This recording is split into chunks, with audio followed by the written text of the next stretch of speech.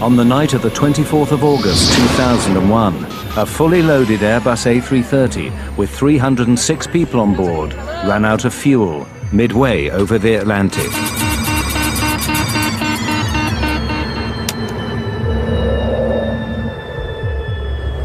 How could a state-of-the-art computerized airliner suffer such a catastrophic failure? Mayday, mayday, mayday. We have lost both engines due to fuel starvation. We are gliding now. Well, we're now at 30,000 feet at the rate of descent of 2,000 feet per minute. We have to ditch in the water. I need you to put on your life jackets right now. This film investigates what happened to Air Transat Flight 236. This is it. It's over. We're just going to die the next 5 to 10 minutes. And the speed's increasing. 203 knots now. It's way too fast. Everybody, I need you to brace. Oh my God!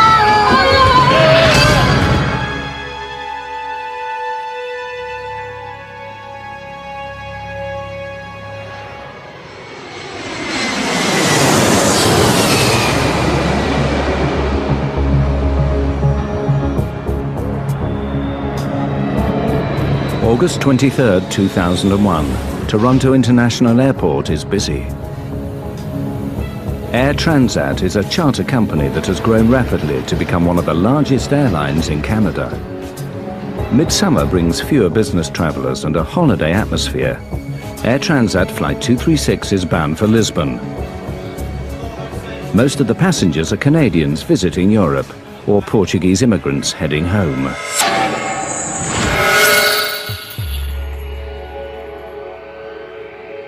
The plane, a twin-engined Airbus A330, is being flown by a young co-pilot, Dirk de Jager, and an experienced captain, Robert Pichet. Captain Robert Pichet is somewhat out of the ordinary.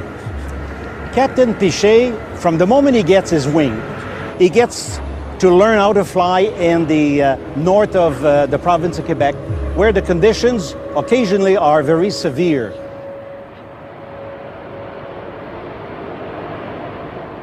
The flight deck of the A330 is ultra-modern. Banks of computers connected to over 100 onboard sensors constantly monitor the operation of the plane. This film reveals how serious problems can arise when the pilots begin to distrust the computers. Before departure, the computers give no indications of any problems with the Airbus. 236 Heavy, follow A320 Air Canada. Turn left on Romeo and hold short on 24 right. Roger, follow A320 Air Canada, left on Romeo and hold short of 24 right. With the crew of 7, Flight 236 has 306 people on board. Well, we were married for 4 days, wasn't it? 4 days. 4 days. 4 days. So we had planned to go to Portugal for our honeymoon, and we had booked this flight on Air Transat. And rather quickly, because we hadn't really planned what we were going to do very carefully. So this was the last flight left.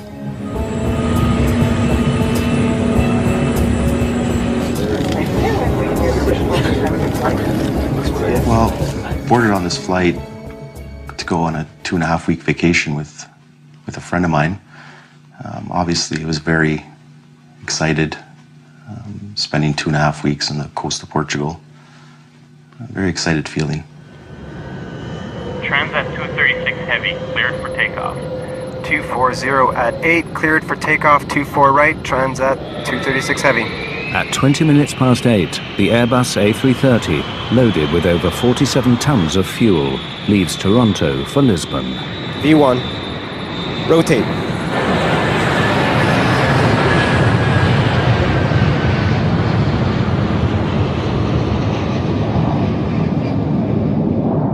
The weather forecast for the Atlantic crossing is good.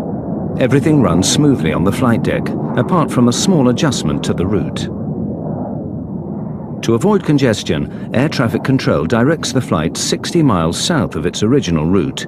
It's a minor alteration, but will later play a crucial role. The passengers settle down for the long crossing.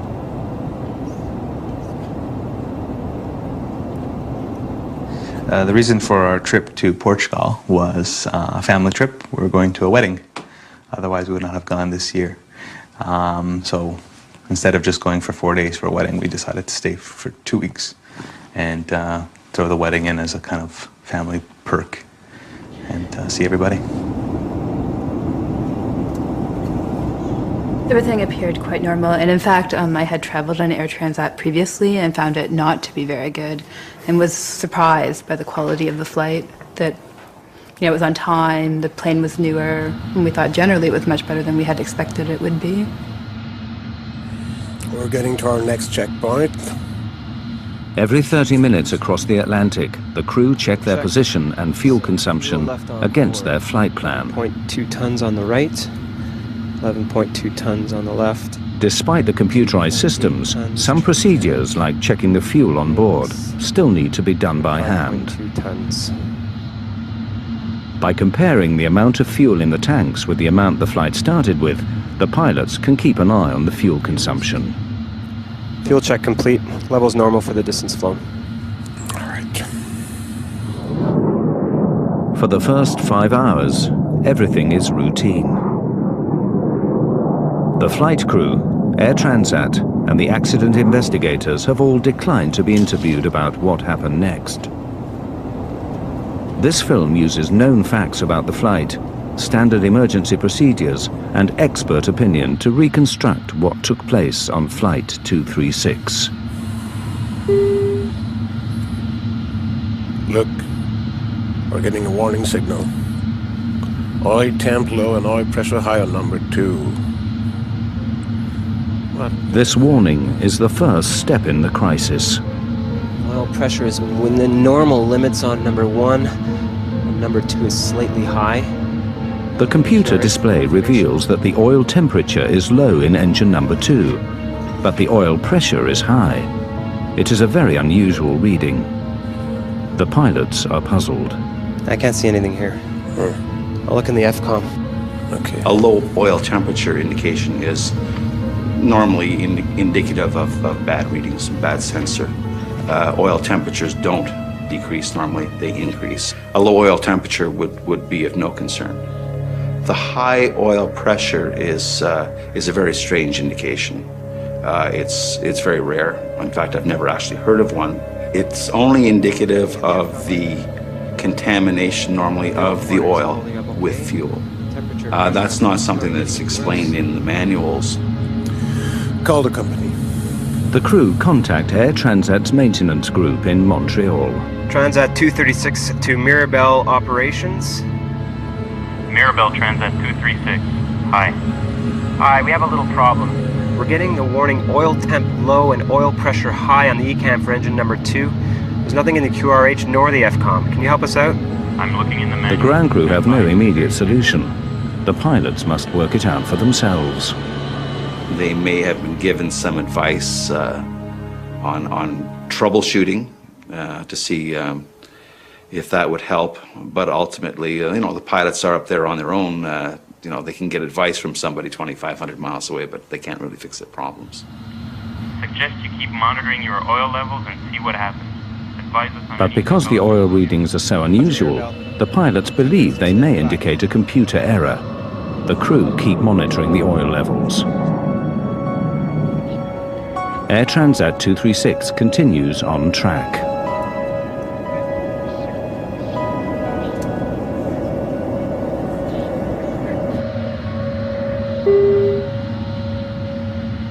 Then, 20 minutes later, a new warning. Fuel imbalance warning. Haven't seen that before. Follow all ECAM action. I have air traffic control. In the Airbus 330, most of the fuel is in large tanks in the wings. The computer has now detected that the fuel level on the right is significantly lower than the left. The crew consult the Airbus flight manual, which recommends they transfer fuel through a special cross-feed valve. Fuel will then flow from one tank to the other. But before opening the cross-feed, the pilots must be sure that the imbalance is not caused by a more serious problem, such as a fuel leak. Last fuel check was only 15 minutes ago and it was okay. No indication of a fuel leak. Keep going. Wing crossfeed. On. On.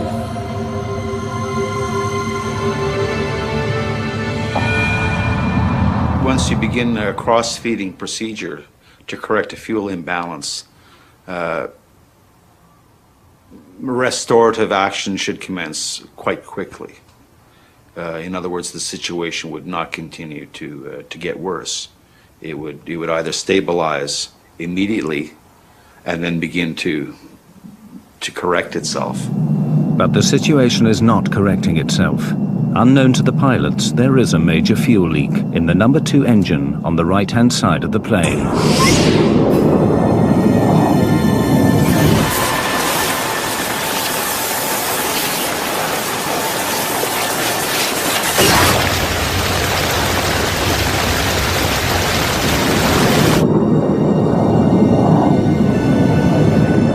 Flight 236 is in mid-Atlantic, nearly 300 kilometers from the nearest land.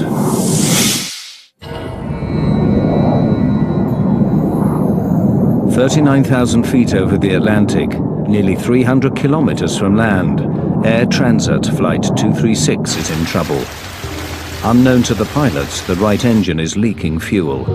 The plane's computer system has thrown up a series of warnings, but the pilots believe these are computer errors." Have you ever seen something like this before?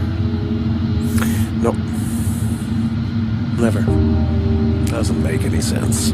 Yeah, even if there is a leak, it doesn't explain the alarms on the oil system. And everything was okay at the last fuel check at 30 West. Oh. Bet you it's a computer problem. The task of finding out if there is a fuel leak is made harder by the design of the Airbus systems. The systems monitor hundreds and hundreds of sensors, and they can be affected by such mundane things as a little bit of frost or ice on a sensor can cause it to present bad data. So it's not something that would occur on every single flight, but it's something that we're quite used to dealing with. There is no warning to show if the fuel level is falling faster than the engines are consuming it. So the pilots receive no immediate indication that there could be a fuel leak. Fuel quantity isn't rising in the tanks for the right wing. Check fuel quantity. Looks very low, hold on. When co-pilot Diego carries out the fuel calculations, he discovers something is seriously wrong. That's much less fuel than we should have. It looks like a fuel leak. Check again. Diego finds a disturbing difference. According to all the gauges, all the tanks in the right wing are way below the level they should be according to the flight plan, and there's hardly anything in the other ones. What about the trim tank? There's nothing there either.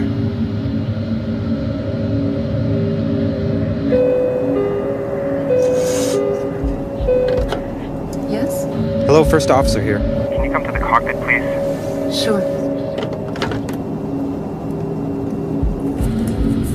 Although Captain Pichet believes he is dealing with a computer problem, he nevertheless decides to ask for a visual check, just in case, to see if there could be a fuel leak. Captain? Hi. Can you and Karen take some flashlights and go to the windows if you can see anything trailing back from the wings? It'll look like a mist or a stream, and report back immediately. Okay. Dirk, I want you to do another complete fuel check, please.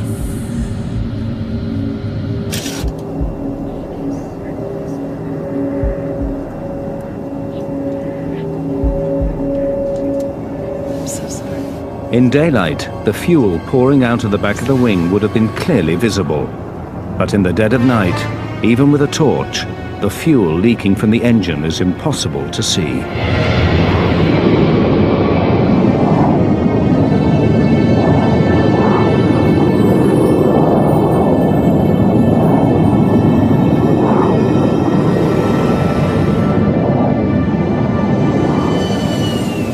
The crew evidently realized that the situation was not improving, and at that point they realized that their circumstances were becoming more serious. And I think that there were probably some discussions took place between the two pilots as to what their next course of action should be. If the computer is correct, then with the amount of fuel remaining, the Airbus will no longer be able to make it to Lisbon. Captain Pichet is forced to make a crucial decision. We've got to divert. Get on to Oceanic Control. Where's the nearest airfield? Transat 236 Heavy, Santa Maria Control. Can you advise nearest airfield? We have a possible fuel problem.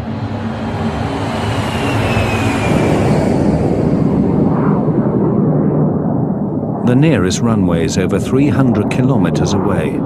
But with the fuel remaining, Legez military airbase on the tiny island of Terceira in the Azores should be within reach. Santa Maria Control, Transat 236 Heavy. Proceed 230 flight level 390 direct. 350 miles to threshold. Are you declaring an emergency? Stand by, Santa Maria Control. Not yet. It must be the computer. Transat 236 Heavy, Santa Maria Control. No assistance required yet. Flight 236 continues flying south for the next 25 minutes. Everything in the cabin seems normal. But in the cockpit, the fuel readings are getting worse. Must be the computer. I've checked. There's nothing in the trim or center tank. And the gauges show only 7.5. According to the fuel gauges, the plane is using fuel much faster than normal. Whether they believe the gauges or not, the captain has no choice. He must warn air traffic control. We have to declare a fuel emergency. Transat 236 Heavy, Santa Maria Control. Santa Maria Control, Transat 236 Heavy, go ahead. Transat 236 Heavy, declaring fuel emergency.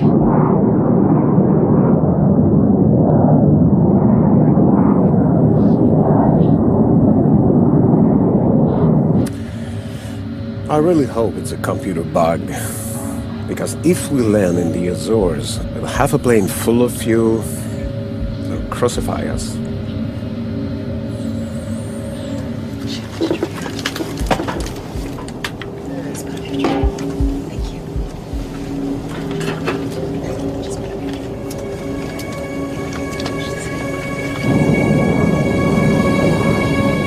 But at 6:13 a.m., less than an hour from the first fuel alarm, the right-hand engine runs out of fuel and cuts out.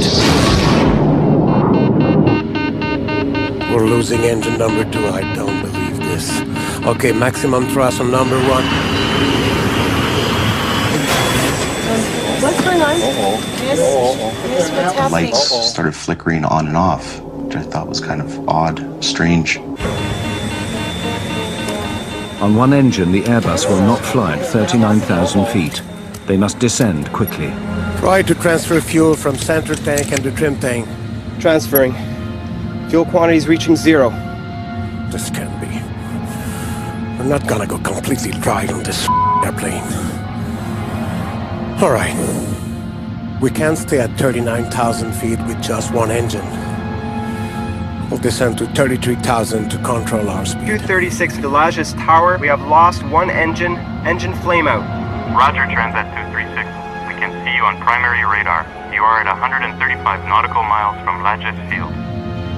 We are 135 nautical miles from Lajes Field. Well, there's a whole lot of critical things go on. In addition to that, you turn on all the exterior lights so people can see you're in trouble.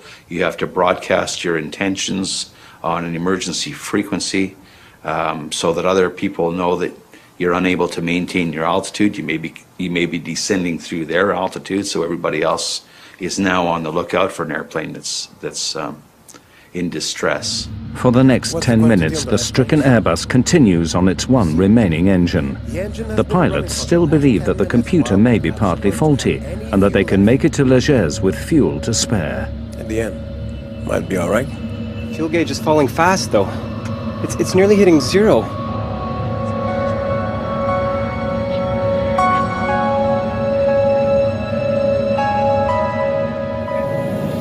But 13 minutes after the right-hand engine cut out, and with 130 kilometers still to go, the left engine begins to fail.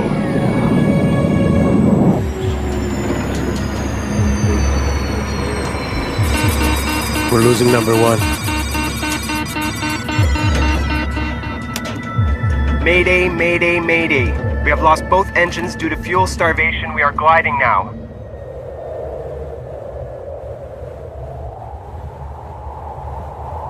One of the most sophisticated airliners of the modern era, carrying 306 passengers and crew, is now nothing more than a giant glider, drifting steadily down towards the ocean.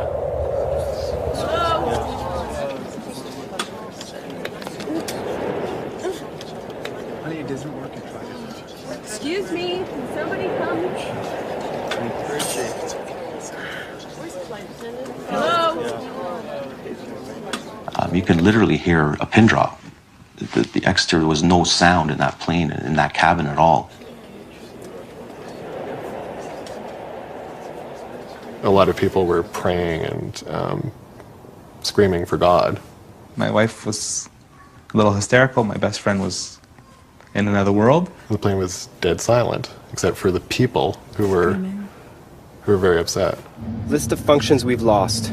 We have no more stabilizer. Blue and yellow hydraulic. No ADR 2 and 3. No anti-skid. No reversers. Rudder trim. Radio HF 1 and 2. With the loss of both engines, we have no electrical system. If the engines aren't running, the generators aren't running. So there's no power on the airplane. There is a small device, it's called a ram air turbine. It will deploy from underneath the fuselage near the wing fairing, and it's a small propeller that deploys out the bottom of the fuselage and it spins in the wind. And that small propeller will provide very limited electrical and hydraulic systems to run the aircraft. In other words, although it's a glider, at least it's a controllable glider. Calculate how far we can go with our glide angle, will you? Well, we're now at 30,000 feet at the rate of descent of 2,000 feet per minute.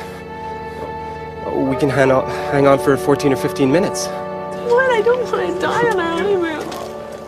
I was just trying to calm her down, like try and reassure her that everything would be okay. Yeah, it's a very big struggle to stay calm when you're considering your own death. Without power, the plane loses 1,000 feet in height for every 5 kilometers it travels forward. They can reach the Azores, but if the pilots get their calculations wrong, they may face a forced landing on the water. Not sure we can make it to Leges.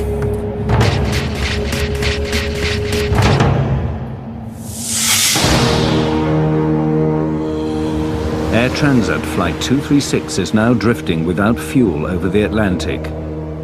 Although their initial calculations show that the plane should make it to Leges, Captain Pichet must now follow standard emergency procedure for a passenger jet over water. Prepare the cabin. The cabin's slowly depressurizing. We need to put our oxygen masks on.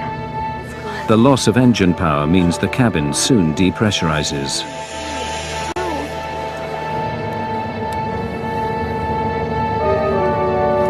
Everybody, please, I need your attention. We're preparing to ditch the plane. I need you to put on your life jackets right now.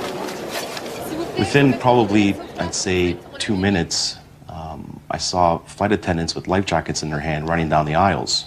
And obviously, that was a sign of fear. What was happening was the first question that popped in my mind. We just need to tie this up like that. You don't really know what to think.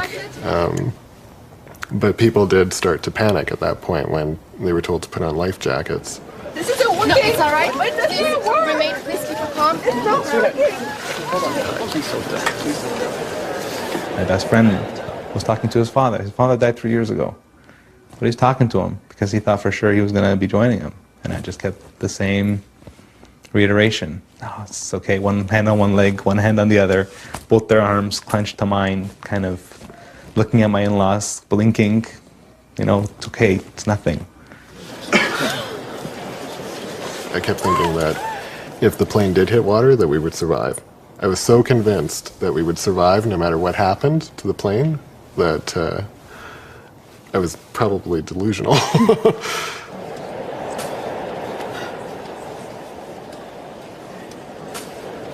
fear just suddenly just kicked in from my toes straight up to my head. At that point, they started instructing us and giving us instructions of what to do in this procedure. Take off your shoes was one of them. Don't inflate your life jacket until we hit the water. Get into this position when we hit the water. It was a lot of, it wasn't like ifs or maybes. It was, this was going to happen. This is the real deal. Ditching a large passenger jet on the water presents severe hazards. If the Airbus 330 has to make a forced landing, the chances of survival are bleak. In my personal opinion, I don't think these airplanes would make very good boats. Typically, an airplane with a low mounted tail like this, as it enters the water, one of the first things that's going to hit the water is the tail, and it's probably going to be ripped right off, and the fuselage is probably going to open right about there. In 1996, a Boeing 767 ran out of fuel off the coast of East Africa. Its last moments were caught on amateur video and reveal what happens when an airliner attempts a controlled landing on water.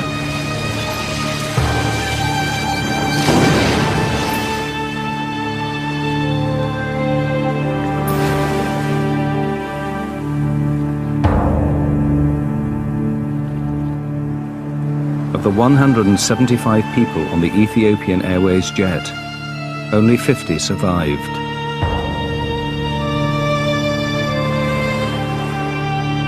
The chances of it surviving a ditching and floating for very long are not very good. If Air Transat Flight 236 has to carry out a similar maneuver, it faces an equally grave outcome.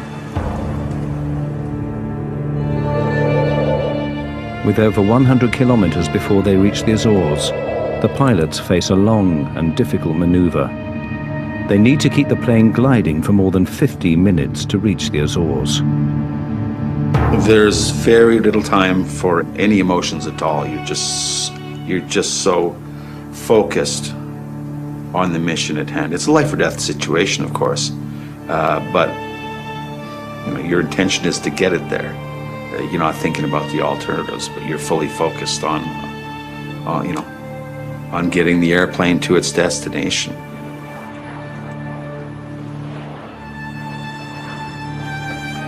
Transat 236 Heavy to Lajes Tower. Lajes Tower receiving Transat 236 Heavy. Do you have us On radar, Transat 236. We have you on primary radar. Confirm you're at 80 miles out. Your heading is good. Transat 236 Heavy Lajes Tower, we are trying to make the runway. Please Describe runway, heading, and length. Lajes Tower, Transat 236 Heavy. Runway is 33 and 10,865 feet long. Airport dead ahead on your present heading. Please advise when you have it in sight. Transat 236 Heavy, we cannot see the airport. We will tell you when we can.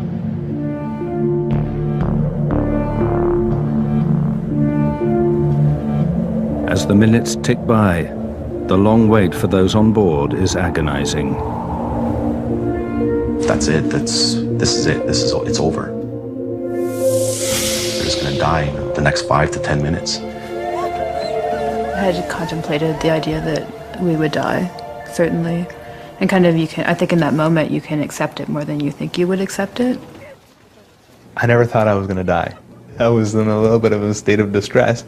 I did my best not to show it, to try to keep the cool, calm, and collected, but there was certain times where I wasn't sure if we would make it. The torture of the whole fact that you're gonna die, which I totally thought I was going to, is worse to me than dying. If I'm gonna die, just kill me now. Just get a gun and shoot me, or just let this plane go down and nosedive into the ocean and then just die instantly. On the ground, emergency services prepare for the crash landing of a fully loaded airliner.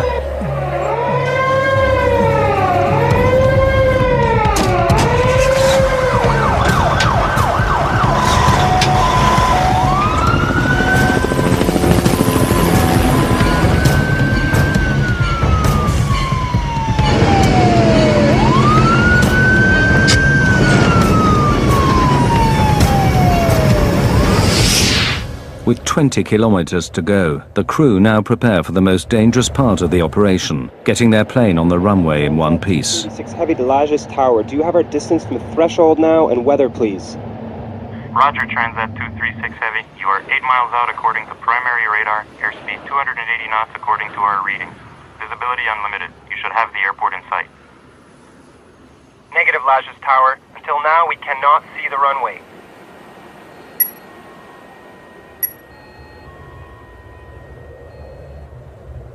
There is no room for error.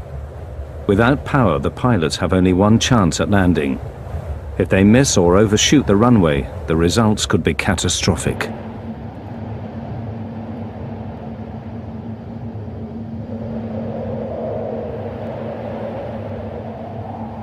I got it. Just to the right.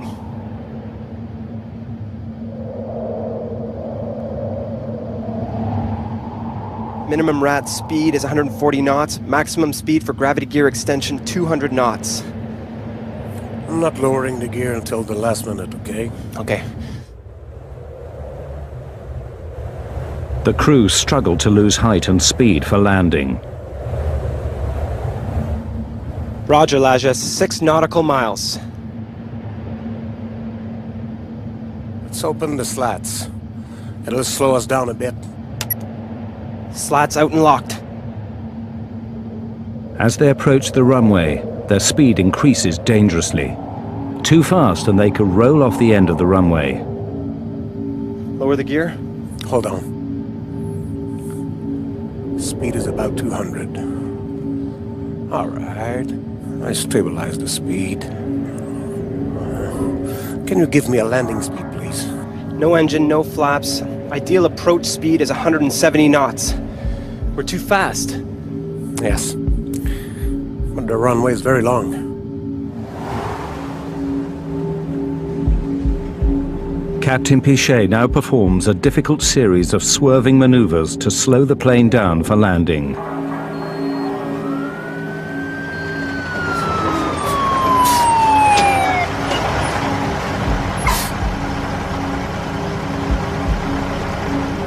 The plane was almost on a 45-degree angle. I thought it was just gonna flip over and just nosedive straight down. The plane was circling around the island to slow down. So then we saw land and then we saw water. And when I saw water again, it really struck me that, you know, our chance for survival had maybe was gone. The runway is long. Yeah, sure, but at the end there's a 400-foot cliff. If we don't stop in enough time, we're toast. We're dead.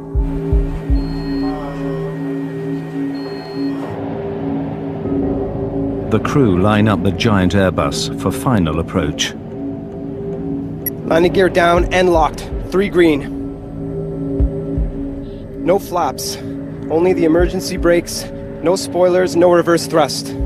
4,000 feet, 195 knots.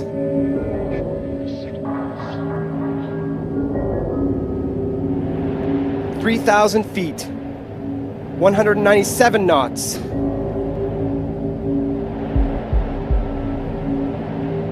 "2,000 feet, 200 knots. Alert the cabin. Cabin crew, 1 minute to landing.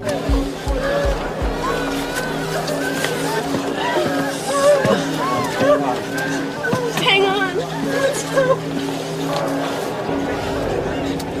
Vertical speed at 3,000 feet per minute. We're going way too fast. And the speed's increasing, 203 knots now. It's way too fast. 1,000 feet, 201 knots. I'll try to get the nose up. We'll ride fast. But even if the crew can get the Airbus on the runway, they face a further problem. Without engines, the normal procedures for braking are severely restricted. For Flight 236, the danger is far from over.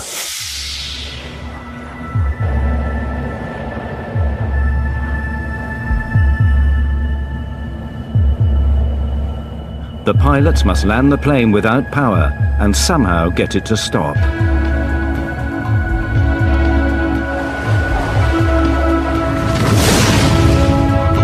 Everybody, I need you to brace.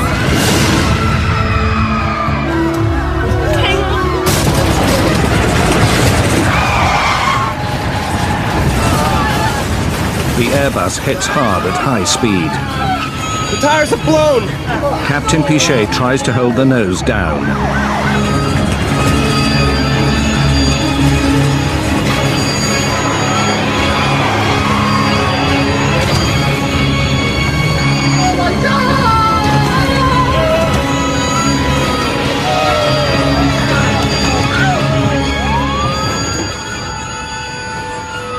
After bursting 8 tires, the plane finally stops in the middle of the runway. What we say, we made it! We made it! We made it! Yeah, we made it! Yeah! Come on, everybody, get out of the plane right now! Let's get it! Come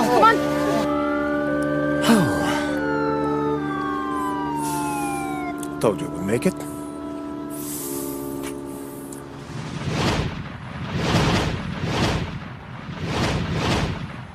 I just wanted to get out of this airplane quickly. I jumped, I hit the ground hard. I don't think my rear end actually even touched the chute at all. I didn't slide down the slide. I ran down it. And they're just, get out, get out, get out. So you're just running out of this aircraft. What in God's name just happened? I fell down to the ground, literally, and I started crying. I mean, once you're off the plane and you're evacuated, you want to know what happened. Pichet and de Jager had flown their Airbus without power further than any passenger jets in history. As news of their remarkable achievements spread around the world, they found themselves reluctant heroes. You don't have time really to think about anything else than taking care of the safety of your passenger, you know. That's your main goal, and since we didn't have any engine, the other main goal was to make the landing safely. So at that time, I guess the experience came in, you know, with the help of my colleague. That's why we made a successful landing. You train for the worst, but you never know how you'll deal with situations like this. And reflecting afterwards, I feel we dealt in the most professional and complete manner we could. A feeling of being grateful to see all the passengers were okay. You know, something like this happen, you never know what is going to happen really. I mean, you start not to believe it. I mean, makes no sense that a big jet with 2 engines has no more power with 300 people on board, you know. The public story was of success. Disturbing questions remained. Why had a highly sophisticated airliner run out of fuel? What exactly had happened to Flight 236? Away from the cameras, an accident investigation began immediately by the Portuguese, Canadian, and French transport authorities. Initial checks quickly confirmed that all the fuel tanks of the Airbus were indeed empty. But to lose more than 17 tons of fuel in such a short space of time meant they had a major leak. The question was where? Engineers examined the fuel system, searching for faults in the tanks and the fuel lines. It wasn't long before they found what they were looking for. Just buy the right engine. In this particular case, you had a hydraulic tube that's relatively small by comparison to the larger fuel tube. And the hydraulic tube, due possibly to pulsations in the hydraulic system, were abrading against the larger tube. And eventually the larger tube had a leak in it, and the leak, or not the leak itself, but the hole eventually possibly led into a fracture of the tube, allowing this massive fuel flow outside of the engine. The investigators began checking Air Transat maintenance records. They discovered that on the 19th of August, 5 days before the flight, Air Transat had removed the right-hand engine for maintenance and installed a replacement unit sent by Rolls-Royce. But as they analyzed the repair logs for the engine, they uncovered a shocking mistake. This was not a case of faulty design, but of faulty maintenance. Rolls-Royce had supplied the engine without a hydraulic pump assembly. To overcome this, Transat mechanics had used the parts from an older engine. But they didn't fit properly, and the pipes had been rubbing together for 5 days, until midway over the Atlantic, one finally broke. The engine was delivered minus these 2 tubes and a bracket. That the purpose of that bracket was to maintain adequate clearance. So if they took the bracket off the old engine and put it on the new engine, is that the pipes would be locked together so that they could possibly abrade. So the mechanics, now I can't fault them, but they are not given specific instructions to verify the 3mm clearance. As investigators questioned Air Transat mechanics, they found more disturbing evidence of malpractice. The chief mechanic testified that he had been concerned about the substitution of another hydraulic assembly. 5 days before the accident, he raised his concerns with his superior. He was told that it would cost too much to have the aircraft waiting for the missing parts and to go ahead with the substitution. The replacement parts only differed from the correct ones by a few millimeters, but it was a difference that almost cost 306 lives.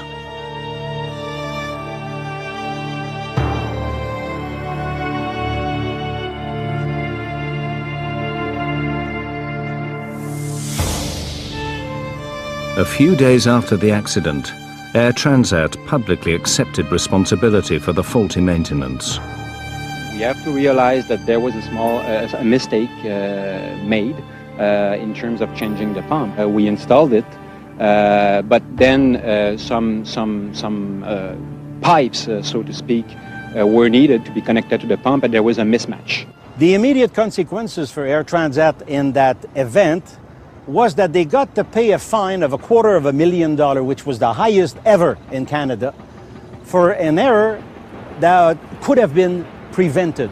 How someone that is supposed to be qualified in their job can put the wrong part onto an engine and risk 300 people's lives is beyond me.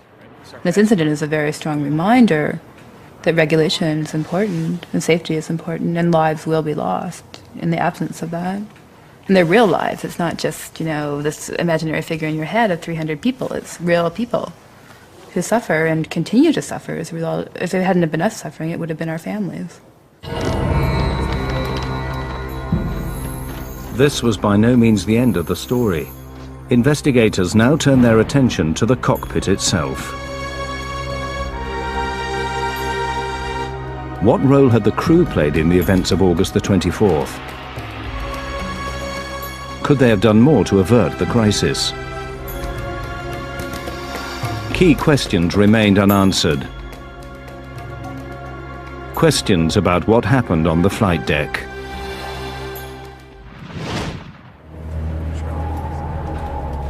The investigation into Air Transat Flight 236 discovered that basic maintenance errors had led to the fuel leak. Air Transat accepted responsibility and were heavily fined. But the focus now turned on the flight deck and the performance of the crew. What part did they play in the fuel loss? Wing crossfeed. On. On. When the crew opened the crossfeed valve to transfer fuel from the left wing tank to the right, they lost 17 tons of fuel in less than 30 minutes. Yet they failed to close the crossfeed valve and prevent further loss. Mayday, mayday. We have lost both engines due to fuel starvation. We are gliding now. In the days after the incident, Captain Robert Pichet and Dirk de Jager were called before the inquiry and asked in detail about their actions.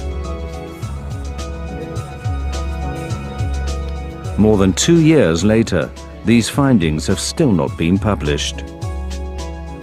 What follows are possible explanations for the course of events that night, based on known facts and expert opinion. Oil temp low and oil pressure high on number 2. The warnings of high oil pressure and low oil temperature from the engine on the right wing would not have led the pilots to suspect that there was already a major fuel leak. The indications that were being presented with respect to the oil system would probably not give the crew any indications.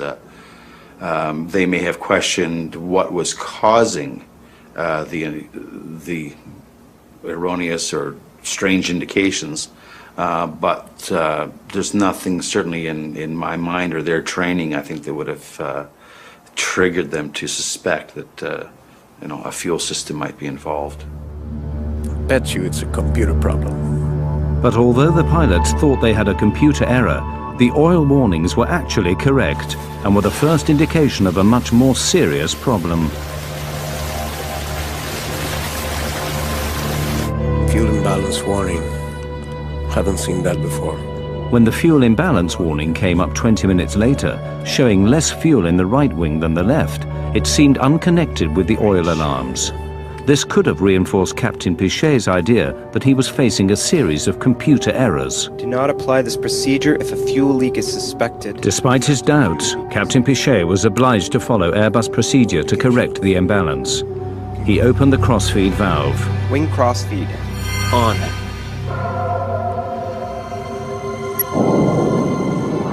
But was following the checklist enough? You just can't idly flip switches in response to commands from the computers and anticipate that all will be well at the end of it. Once the checklist is complete, we can sit there fat, dumb, and happy. That's not the case at all. You got to keep second guessing it. Is that right? Did we do the right checklist? Have we got the results that we need? Once the pilots calculated the high rate of fuel loss, they should have suspected a major leak. Transat 236 Heavy declaring fuel emergency. By the time they had confirmed the leak, their options were severely limited. They were flying blind, as it were. There was no checklist information provided to them. They assumed that once they had engaged in this procedure that the situation would resolve itself, and it wasn't. Now they had a choice. Do I close the crossfeed and see what happens, or do I leave the crossfeed open as the fuel imbalance checklist has dictated, and maybe the situation will correct itself? The crew wasn't really sure. It wasn't an eventuality. It wasn't a situation that they had been trained for, I'm sure. They were in new ground with really no guidance to help them. If they left the crossfeed open, or whether they closed the crossfeed, I would only be speculating as to what changes it might have resulted in the outcome in this event. Captain Pichet believed for a long time that he was facing a computer error. It was only when the engines finally stopped that he had to accept the fuel leak was genuine. The technological complexity of modern aircraft can help to make them safer and more reliable, but it can also lead to the problems that nearly brought catastrophe to Air Transat 236. Discrepancies in replacement parts led to a fuel leak. Distrust of computers led the crew to misread the situation. These errors combined to have huge implications. Only because air traffic control initially sent the plane 60 miles south to avoid congestion was Flight 236 close enough to the Azores when the crisis struck. Otherwise, it would have had to ditch in the ocean. The investigation remains unpublished. Airbus blamed the pilots for mishandling the fuel leak. Robert Pichet and Dirk de Jager continued to fly with Air Transat. In August 2002, they received the highest honors of the Airline Pilots Association for the longest glide ever accomplished in a passenger airline. After the accident, Airbus modified its checklist in the event of fuel imbalance. From now on, the computer checks all the fuel levels on board against the flight plan. It now gives a clear warning if more fuel is being lost than the engines can consume. Rolls-Royce has reissued a service bulletin, alerting all its clients of the incompatibility of two almost similar parts. For the passengers trapped on Flight 236, the trauma has left them with mixed feelings. All right, I stabilized the speed. This accident wasn't caused by simply one omission by any one individual, as is typical of most aircraft accidents. There's a whole chain of events, a whole series of events that lead to the incident or to the accident, and this accident was no different.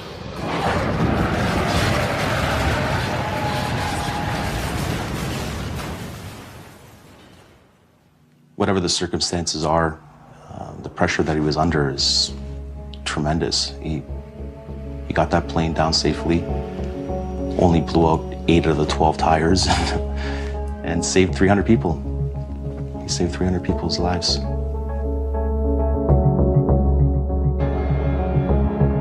Captain Pichet saved our lives, and whether or not he made an error, or if there was a failure of a computer, it doesn't really matter because we're alive.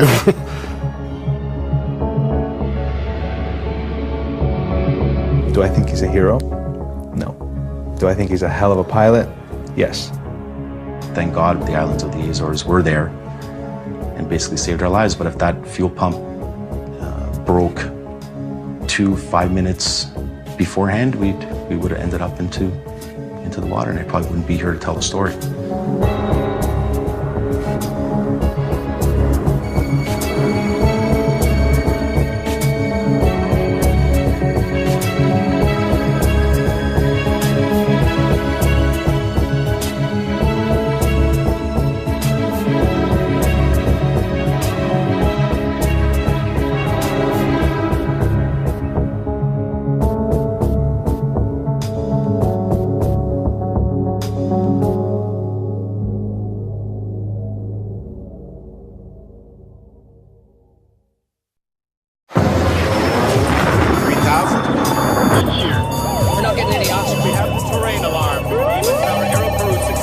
We are in an emergency.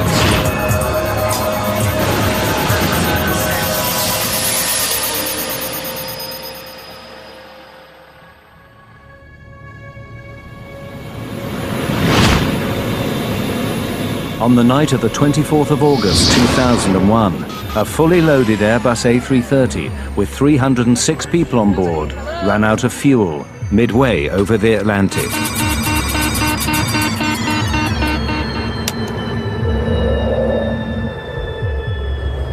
How could a state-of-the-art computerized airliner suffer such a catastrophic failure? Mayday, mayday, mayday. We have lost both engines due to fuel starvation. We are gliding now. Well, we're now at 30,000 feet at the rate of descent of 2,000 feet per minute. We have to ditch in the water. I need you to put on your life jackets right now. This film investigates what happened to Air Transat Flight 236. This is it. It's over. You're just gonna die the next 5 to 10 minutes. And the speed's increasing, 203 knots now.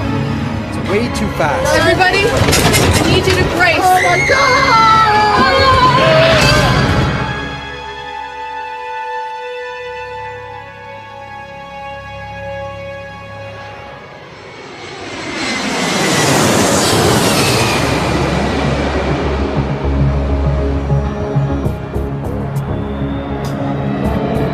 August 23rd, 2001. Toronto International Airport is busy. Air Transat is a charter company that has grown rapidly to become one of the largest airlines in Canada. Midsummer brings fewer business travelers and a holiday atmosphere. Air Transat Flight 236 is bound for Lisbon. Most of the passengers are Canadians visiting Europe or Portuguese immigrants heading home.